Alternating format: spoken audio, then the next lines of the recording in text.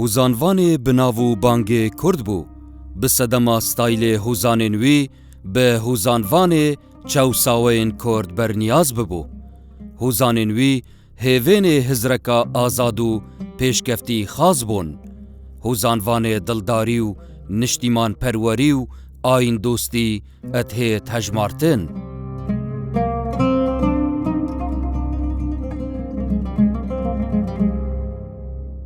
محمد کوڕی شێخ عەبدولقادر کوڕی شێخ سەعیدێ دووڵاشی لە 15 ئەیلولێ لە ساڵا 1898 لە گوندێ ڕیشێنێ لە دەڤەرا شارەزۆر دایک بوویە و دەست بە هەنگاوێن پێشکەفتن خاز و سەرکەفتنێ ئەتکەتن. لەو 20 ساڵەی کۆتاییە ئەو خێزانەی کە خێزانی شێخ خایری شێخ سەعید بووە لە گوندی دۆڵاشی نزیکی مەریوان ژیاون کە خێزان پێکەهێنێ شێخ قادر لەگەڵ ئامینەخانی خێزانیە تەمەنێک پێکەوە بەسرە بن ئەبن بە باوکو دایکی 14 مناڵی کچ. بابێ محەممەدی لە شێخانە کۆنەپۆشی لە دەڤەرا مەریوان بوو. دایکاوی بناوێ ئامینە لە شێخانە کەڵۆز بوو. دەرەبەگێن مەریوان ئەvê خێزانێ نەچاردکەن ئاوارە ببن بۆ دەڤەرا شارەزۆر.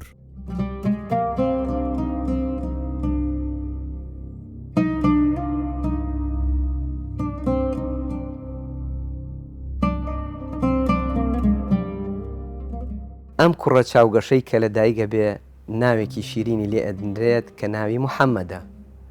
محەممەد کە دێنە ئەم ڕیشیانە باوکی بەهۆی بەناشکوری نەبێ بەبوونەی ئەو زوڵم و چەسانەوەی کە لەلایەن بەشێک لە دەرەبەگەکانەوە دووچاری ئەبێت ئەوە ئەبێت ناچارە بێ باوکی ئەم محەممەدە کە بەرە و ڕیشێن بێن و ئەوێ جێ بێڵن لەژێر چەسانەوە و زوڵمی ئەو دەرەبەگانەیە بەداخەوە زێد و دەڤەری خۆی بەجێڵێ و دەگاتە ڕیشێن.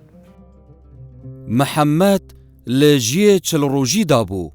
ئەو دەما بابێوی چتە بەر دلوڤانیا خودێ و دیڤدا دایکاویژی کوچا داویەت کەت. مامێنوی نازێنوی هەلدگرن و خودان دیکەن. مەرگی دایک و باوک کە هێشتا عەقڵی ئەوەی نەبووە دەوروبەری خۆی ببینێ ئەم مناڵە لەناو تراژیدیایەکی ژیانە ژیاوە و گەورە بووە.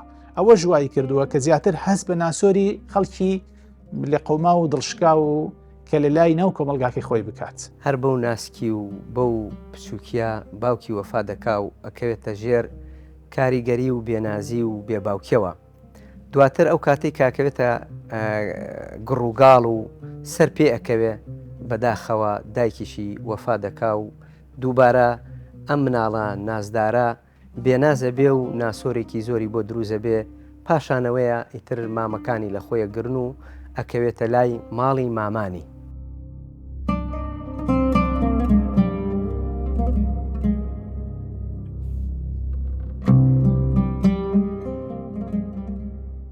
ژیانە ئەڤی زاروکی تژیە لە ئاستەنگ و ئەڤرازیان چاوێن خوا ڤەکردن و ژیانە دەربدەری و نەهامەتیە دیت.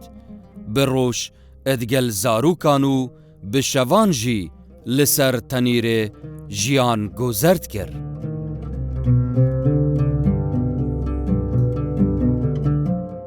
ئەو تەمەنی مناڵیە زۆر کارەکاتە سەرباری دەرونی و بێتاقەتی ئەکات و خەمەکاتە میوانی دڵی. بەڵام وا دیارە لە ناو ئەم بنەماڵەی کە ئاوارە بوون بەس ماڵی باوکی محەممەد ئاوارەی ئەوێ بوون. مامەکانی هێشتا لە ئێران ئەمێننەوە بۆیە مامەکانی ئەچن بە شوێنە مناڵەکانیش هێشتا قانعتوەزە گەورە بووە. مناڵەکانی تریش کچەکانیش و کوڕەکەش لەگەڵ خۆیانە ئەبنەوە بۆ دۆڵاش و لەوێ نیشتەجێ ئەبن. پێدەچێ ناسۆری بێباوکی و بێدایکی کاریگەریەکی زۆری لەسەر محەممەد کردبێ ئیترەوە بێ بە ڕۆژ لەگەڵ مناڵەکانە و بە شەویش لانەی تەنور و بێلانە و ناڕەحەتێکی زۆر بەسەر ژیانی ئەم محەممەدە تێپەڕەکەیە چونکە کەوێتە ژێر کاریگەریەکی بێنازی و بێباوکیەوە. کاکە فەقیگیان ئێمە وین لە خزمەت حەدیسەکانی پێغەمبەر عەلەیهی السەلات وەسەلام بابەتەکەشمان بابەتی چاکەکردنە لەگەڵ خەڵکیدا و یارمەتیدانی خەڵکیە لە بۆ ئەوەی کەوە عليك السلام ورحمة الله وبركاته. کاکە گیان بەخێر بین. فەرموو. بەخێر بین. زۆر سپاس مامۆستا. من ناوم محەممەدە لە گوندی ڕێشێنەوە هاتووم سەید حسێناری وەلای جەنابوت دەرسوێن. بەخێر بێ لە خزمەتتدا ئینشاءالله لە حوجرەکەی ئێمەدا بمێنەرەوە فێری زانیاری و شریعەتت دەکەین ئینشاءالله بەشکم تۆش لە هەداهاتوودا ببیتە مەلایەکی باش و زیرەک خزمەت بکەی بەم شریعەتە و خزمەت بکەی بەگەل و بەنەتەوە بەم ژینە ئینشاءالله. ئاغا سەید حسێن نیاسێ محەممەد کابۆلی بوو ئەدبەتە دەفخۆ و هەنگاوێ ئەت هاوێژیتە دناو قۆناغەکە نویا ژیانێدا. سەید حسێن محەممەد فڕێتکەتە بەرخوێندنێ لە حوجرەیەن کوردی فێری نویسین و خوێندنێت بە.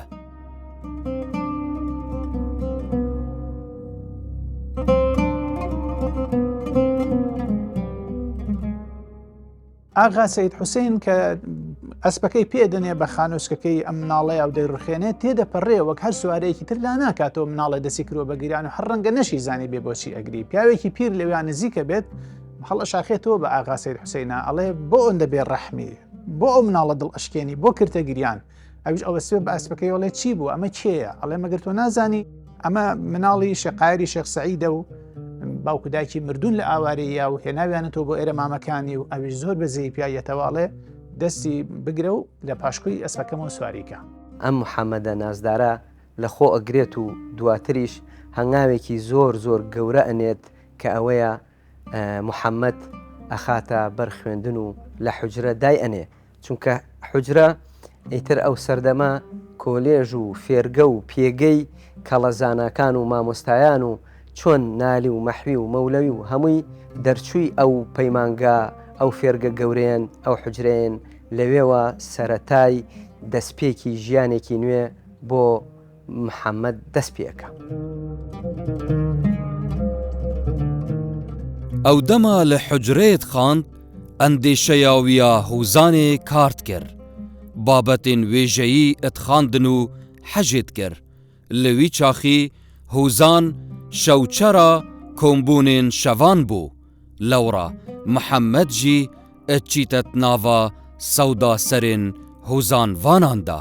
لە حوجرەکانی ئەو سەردەمەیە بە حکمی ئەوەی کە شعر زۆر باو بووە وەکو دەرسیش خوێنراوە ئەندێشەی شعری لای شاعیر دروستە بێت و حەزی لە بەتایبەت ئەو معاناتەی کە تایە قاڵ بووە و تایە گەورە بووە و خەفەتی زۆری پێداوە لە زوڵمێکە لە ماڵی باوکی کراوە دواکەوتوی نەتەوەکەی خۆی کە ئەی بینێت شۆڕشەکانی کورد و حربی عالەمی یەکەم کە ڕووی داوە هەموو ئەوانە کاریگەری بووە لەسەر ئەندێشەی ئەم پیاوە مەزنە. هەر لەو تەمەنە بچووکیەوە شعر شەوچەرەی حوجرەکان بووە سەرگوزشتە و چیرۆکەکان یەکێک لە شەوچەرەکان بووە بۆیە محەممەدیش هەر لەو بچووکیەوە خولیای شعر و شعرنووسین و هۆنراوەی سەرزەنشتی ئەکەوێتە ناو هزر و بیریەوە و خولیای هۆنراوە و شعرنووسینی بۆ دروست دەبێ. لەو قۆناغا ئەگەرچی لە سەرەتای پێگەیشتنیا کە تەمەنی 10 بۆ 12 ساڵی بووە ئاشنایەتی لەگەڵ شعری شاعیرەکانە پیا ئەکات بەتایبەت ئەدەبی فارسی کە لەو سەردەما زۆر باو بووە لە حوجرەکانە و وەکو دەرس بەتایبەتی لە ئێرانە گوڵستان و بوستان خوێنراوە لە حوجرەکانە بەڵام ئەو لەو سەرەتاوە حربی عالەمی یەکەم کە دێتە پێشەوە ئێشتا تەمەنی تازە پێ ئەگا ئەو کاریگەری ئەبێ لەسەر ئەو دۆخی کە شاعیر تایە ئەژی و بۆ فترەیەک لە خوێندندا ئەبڕێت.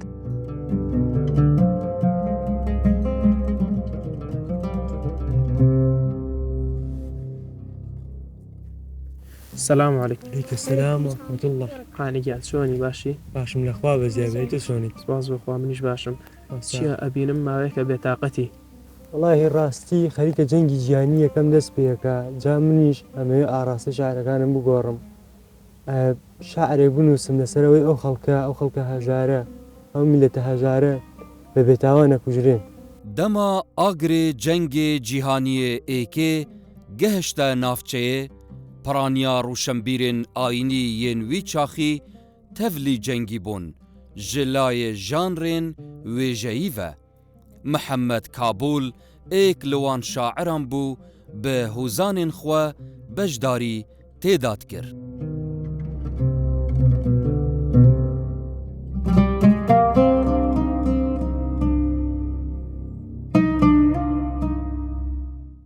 لە کاتی ڕووداوەکانی جەنگە زۆر گرنگە بواری ئەدەب بێتە کایەوە و ئەدەب دەخاڵت بکات، چونکە ئەو کاتە ئەبێتە پاڵنەرێکی گەورە بۆ خەڵکی کە بتوانن بەشداری جەنگ بکەن و هاان دەربێ بۆیان کە بتوانن بچنە پێشەوە گیانی خۆیان بەخت بکەن لە پێناوی ڕزگاری خۆیان، لە پێناوی سەرکەوتنی خۆیان، لە پێناوی مانەوەی خۆیان.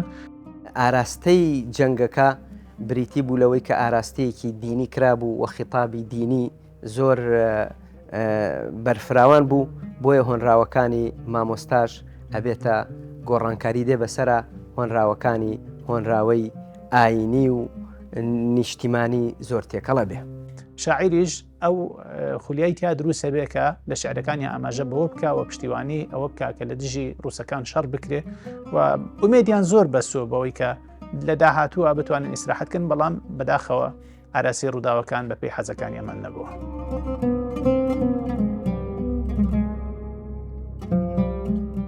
پشتی تەمامبوونا جەنگی جیهانیە ئێکێ محەممەد جارێک دن دەست بە خوێندنێت کەتەڤە و ئەدبیتە گەریدێ زانین و زانستێ لە هەموو ئەڤان دەڤەران سنە، مەهاباد، شنو، هەولێر، کوویە، کەرکووک، سلێمانی و بیارە.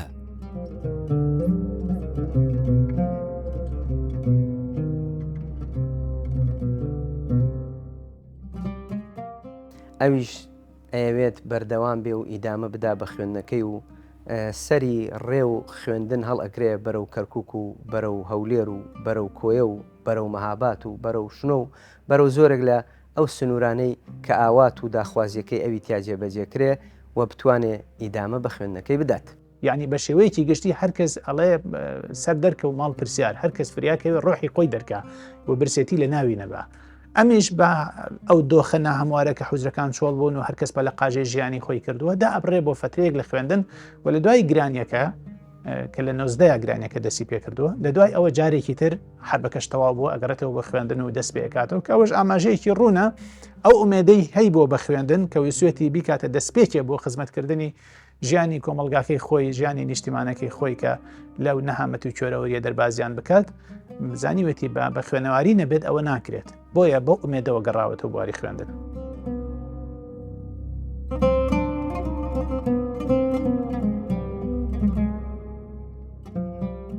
ناسناوێوی وەک هوزانڤان ئەدبیتە قانعێ شاعر، ناڤەڕووکە هوزانên wî لە دەستپێکێ ئاینی و دڵداری بوون، پشتی ئەدبینیت زۆرداریەک زۆر لە gelê Kurd ئەت هێتkirin hûzanên xwe vedihînît ئەدبیاوێ نیشتیمان پەروەری و نەتەوە پەروەری دا. قانع لەوە هاتووەکە کەسێکی بە قەنەعەت بووە و کەسێکی دەربار نەبووە لە دەرگای خەڵکا بکەوێت و سوال بکات و بەسەر نوکی قەڵەمەکەیەوە نان پیا بکات، بەڵکو کەسێکی هیممەت بەرز بوو بەو ژیانە کەم و کورت و پڕ لە کوێرەوەریەی کە لە مناڵیەوە هێناوێتی و دوای خێزانیش دروستەکە هەر بە کوێرەوەری و هەژاری ئەژی قەنەعەتی بەو دۆخە بووە و بیری لەوە نەکردوتەوە کە بەسەر دینەکەیەوە و بەسەر قەڵەمەکەیەوە بتوانێت بژی. ڕازی بوون و قانع بوون ئەکاتە ناسنامەی ژیانی خۆی، هیچ بربەستێک و نائاستەنگ و ناخۆشیەک ڕێگر نییە لەوەی کە ئینسان ئەگەر قانع بوو ببێتە ژمارەیەکی گەورە و خزمەتێکی گەورە بەگەلەکەی بکە. لە سایەی عیزەتی نەفسم لە پاشا مەرحەبا ناکەم، لە ئەربابی کەرەم دوورم بە کەس خۆم ئاشنا ناکەم، گراسی چەرمی خۆم ئەدڕم سواڵی سەرکەوا ناکەم، ئەگەرچی لەحزەیەک دەرد و خەم و قەهرم بەبا نادەم، ئیلاهی زۆر شکر ئومێدی نانێ من لە شا ناکەم.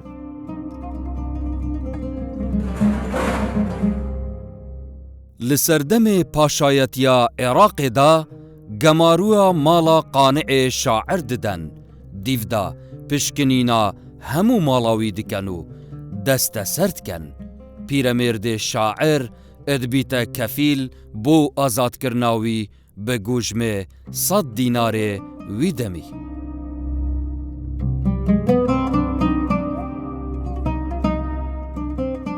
نەجارێک بەڵکو چەند جار ئەم شاعیرە بەڕێزە تووشی چەرمەسەرەی گرتن و ڕاوەدونان ئەبێتەوە تەنانەت لە جارێکیانە ئەبرێ بۆ بەغالێ و نەفی ئەکرێ بۆ ڕوومادی و فترێ لەوێ ئەمێنێتەوە جارێکیان پیرەمێردی شاعیر ئەبێتە کەفیلی و نەجاتی ئەدا لە بەندی داوی ستەمکاری ئەو سەردەما کە زوڵمیان لێ کردووە و ئەوەش بۆتە هۆکاری ئەوەی کە زۆر جار ئاوارە ببێ لەو زێد و شوێنەی کە تایە ژیاوە ئاوارە ببێ.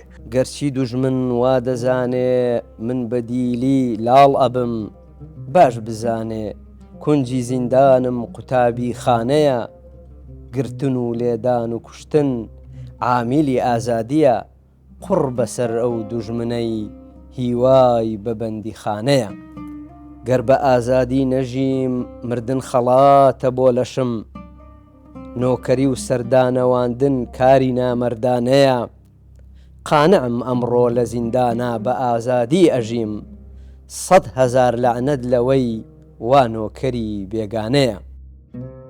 لەوی دەمی هەندێک کەسان قانعێ شاعر تومەتبارد کردن بە کەسێک دەرچوو لە ئاینێ ئیسلامێ بسەدەما هەند بیرروکەین وین ڕۆشنبیری و ڕۆشنگەری بەلێ ئەو بەردەوام بە لەسەر ڕێچکەیە خوە.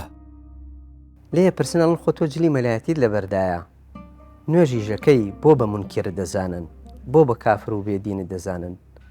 مامۆستا ئەفەرمێ ئەوان ئاین و ئیسلام بۆ بەرژەوەندی خۆیان بەکارێنن من هاتووم قورئان و ئامۆژگارەکانی قورئان ڕاوەکەم زیندووکەمەوە بۆ کۆمەلگاکەم ئەم فەرمایشتانەی قورئان بە زیندوێتی لە ناو کۆمەلگایە بهێڵمەوانێ. نەقدی خەڵکانی کردووە کە بە ناوی ئاین و نانەخۆن و دەسەڵاتیان بەکارهێناوە بۆ مژینی خوێنی هەژارەکانی ناو کۆمەلگاکەی خۆیان بۆی داهاتەکەیان لە خەرما نابرن بۆ خۆیان بۆیە بە شاعیرە وترێ شاعیری چەساوەکان بە فعلی دیفاعی لە پاڵە و ڕنجبەران کردووە دیفاعی لە چینی چەساوە و هەژارانی کۆمەلگاکەی خۆی کردووە. لەبیرم دێ ئەیا واعیس نەعەم بووی ڕۆژی ئیستیفهام منم قال و بەلا ورد و کەچی تۆ پێم ئەڵەی باتیل من و تۆ پێکەوە وەستاین لە شارستانی ئەڕواحە وەکو دوێ بێ لە پێش چاوم وەهایە مەسئەلەی قابیل.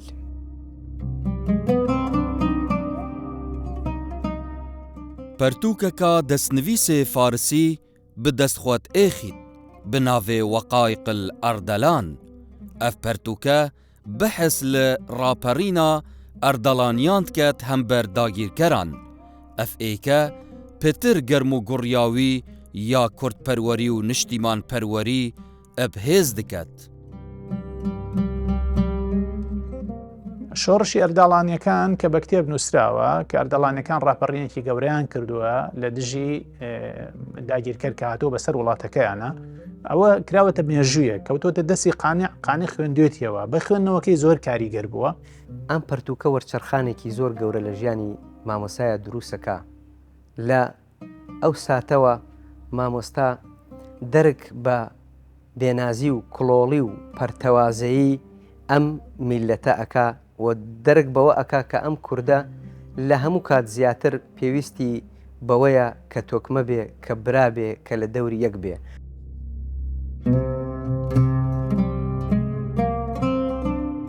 قانعێ شاعر هەموو دەما دژی هێزا دەرەبەگی بوو ئەوی دویا گەلێ کورد ببن هێزەک ئێگرتی و ئازادی خاز و پێشکەفتن خاص لەوی دەمەی تەڤلی شۆڕشا ئەدەبیا نەپەنید بە ئژبەلکو جڤاکێ کوردی جڤاکێک دەرەبەگی و ئاینی بوو لەوی چاخی.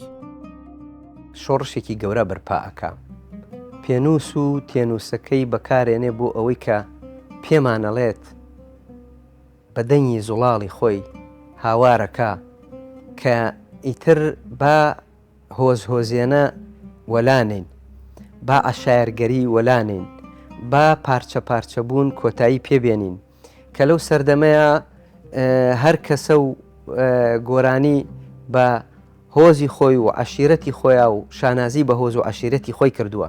لەو سەردەمەیە کە دەرەبەگ زۆر دەسەڵاتیان هەبووە و خاوەن مڵک بوون مەلاک بوون لە ناوچە جۆر بە جۆرەکانە هەرێکیان قەڵامڕەوی خۆی سنوورێکی تایبەتی هەبووە و ئەو خەڵکانی کە لەو شوێنە کاری جوتیاری و ئاژەڵداریان کردووە بەشێک لە داهاتەکەیان کە بەشێکی زۆریش بووە چۆتۆ خەزێنی دەسەڵاتدار و دەرەبگەکەی ئەو سەردەمە و ئەوان بە جۆری حکومیان کردووە زوڵمیان لە ڕەعیەت کردووە و ڕەعیەتیان بە ئارەزوی خۆیان چەوساندۆتەوە بە معنا کوردێکی خۆمان خوێنیان مژیون شاعیر بەوە زۆر بێتاقەت بووە.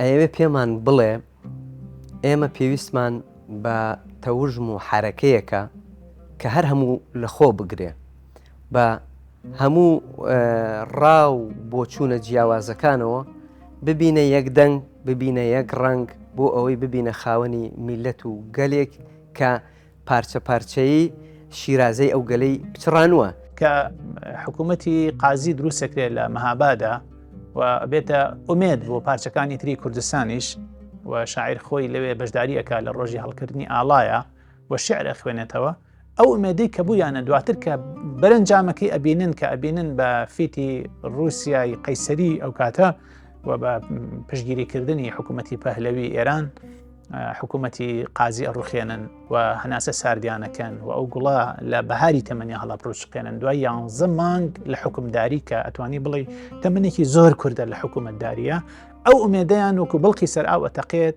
و شاعیر ناومێد ئەبێ بەوەی کە ڕووسەکان و سۆشیالیستەکان بتوانن خزمەت بە نەتەوە ژێردەسەکان بکەن و ئاواتەکانیان بێنە دی و حکوومەتیان بۆ دروست بکەن.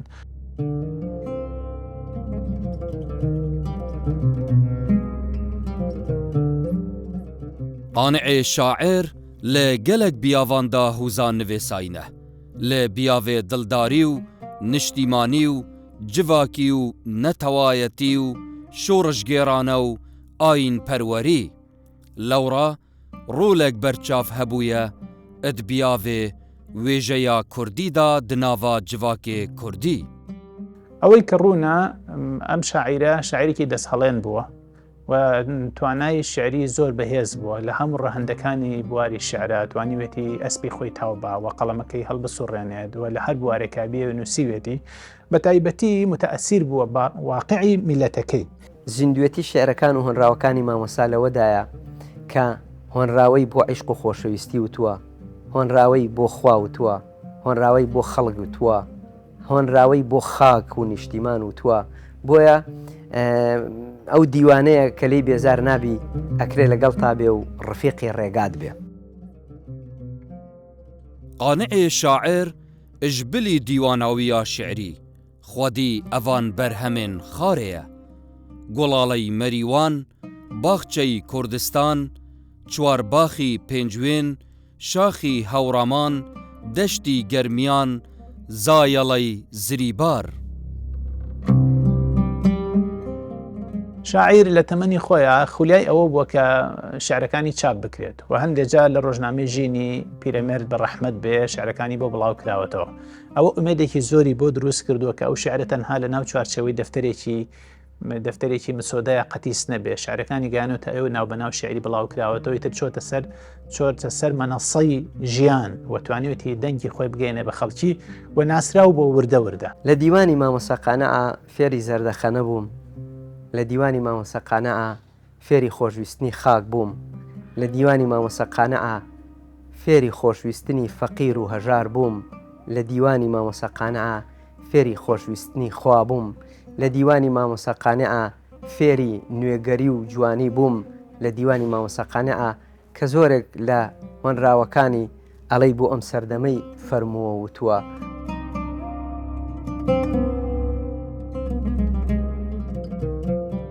قانع شاعر لە هەفتی ئایارە ساڵا 1965 bi sedema nexweşiyê li gundê Lengedê çemî şilêrî pêncwên kûça dawiyê diket.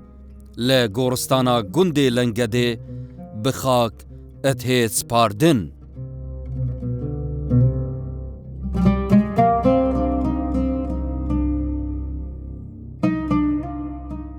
هێشتا زۆر مابوو بۆ ئەوەی خزمەتی زیاتر و پێنووس و تێنووسەکەی گەرم و گوڕترکە بەڵام قەدەری خی گەورە وەفا دەکا و لەم دنیاە چێتە دەرەوە وەفاتی مامۆسا کارەساتێکی گەورە ئەبێت و وەفاتی مامۆسا من خۆم هەر زۆر جارێ سەر لە لادیەکەی نزیک لە خۆمانەوە لە لەنگە دێ ئەچمە خزمەتی و چەنەها جار لە خزمەتیا فاتیحای بۆدا ئەخەم.